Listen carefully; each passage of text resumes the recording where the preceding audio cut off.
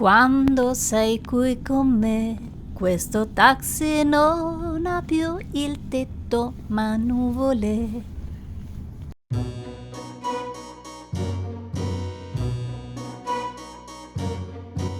E con me, in Francia, ancora una volta c'è la mia amica Nora, che come sapete disegna fumetti ed è qui per lavoro.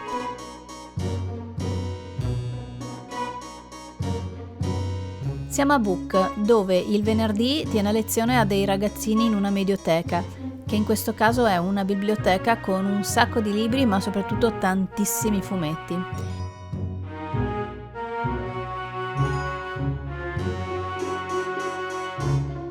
E nella zona dei fumetti è allestita una sua mostra, così mentre attendo che finisca lezione e sessione di firmacopie, io ne approfitto per sfogliare e leggerne qualcuno.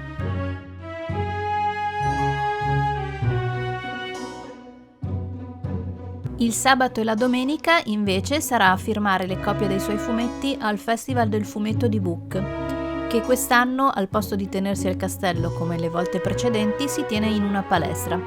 Poco male, il castello ve lo mostro comunque fra poco.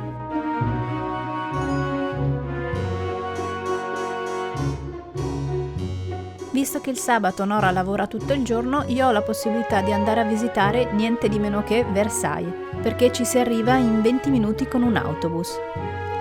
Ho prenotato in anticipo il biglietto della reggia tramite internet, ma non abbastanza in anticipo, così il mio ingresso è previsto per mezzogiorno, il che mi permette di fare le cose con molta calma, anche comprare la cioccolata al supermercato e comunque arrivare con un'ora di anticipo. Ma poi me ne pentirò. E se doveste andarci, non fate il mio errore, prenotate l'orario d'ingresso nella prima mattinata.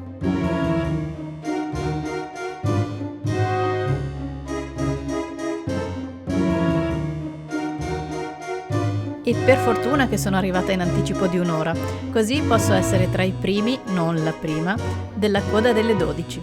Questa che vedete è la coda delle 11:30. Ci sono dentro e posso ammirare i luoghi calcati da Luigi XVI, Maria Antonietta, Oscar e André.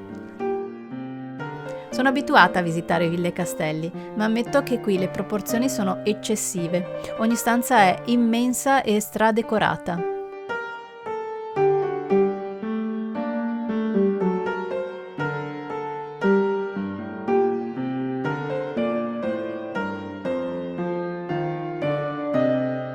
Passiamo gli appartamenti del re, gli appartamenti della regina ed un'altra miriade di stanze e nonostante siano enormi, alcune le vedo a stento perché ci sono davvero troppe persone. Sembra Venezia durante il carnevale.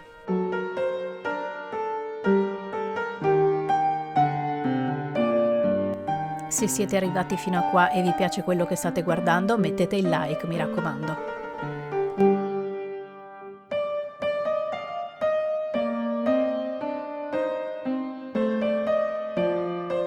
Dopo il primo piano si scende al secondo ed inizia una serie infinita di sale dedicate a Napoleone che mi sembrano tutte uguali.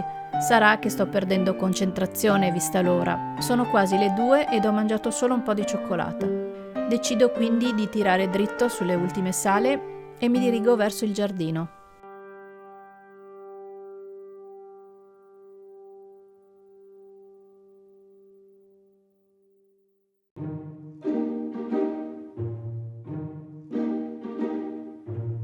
Il giardino, come la reggia, è immenso.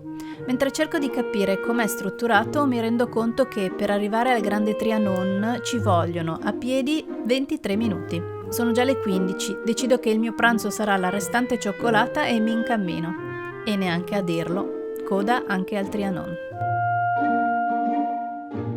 Sarà che comincio ad essere stanchina, sarà che la guida elettronica continua a raccontarmi particolari di mobili e storie napoleoniche, e invece io voglio rivedere i luoghi di Maria Antonietta e Lady Oscar. La mia attenzione è andata.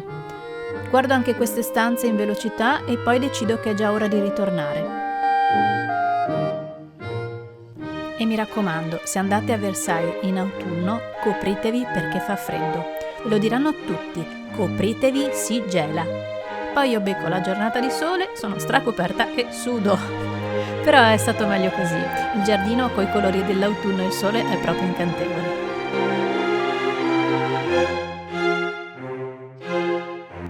Tra stanchezza e tempistiche, stavolta cedo e compro il ritorno in trenino. Domenica mattina vado in esplorazione della ridente cittadina di Buc. Il nostro hotel e la fiera sono in un quartiere con palazzoni moderni, ma camminando si arriva al centro in una ventina di minuti e si incrociano quartieri residenziali un po' più carini e caratteristici. In particolare questa scorciatoia, che offre un bel panorama e anche dei bei murales.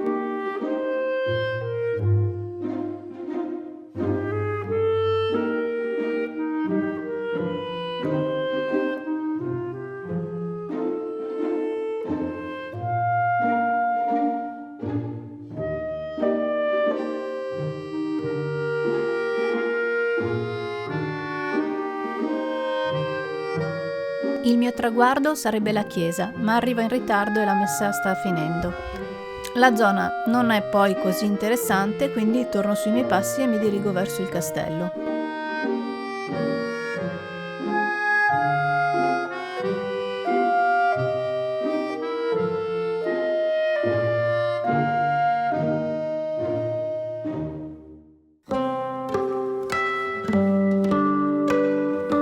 Si chiama castello, ma in verità è una villa costruita nel 1864 dove effettivamente era esistito un castello del 1600 demolito il secolo dopo.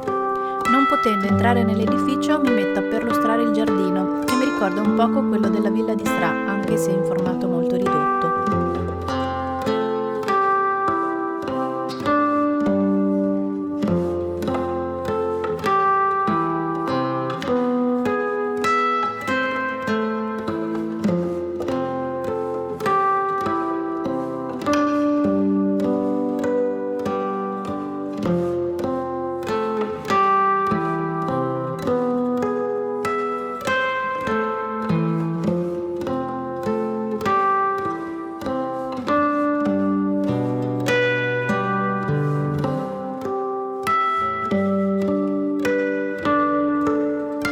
Il video sta finendo.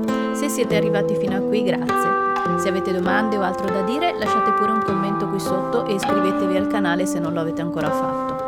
Vi lascio con le ultime immagini del nostro hotel che sembrava un motel dei film americani e le cose buone mangiate a colazione e a pranzo. Alla prossima, ciao ciao!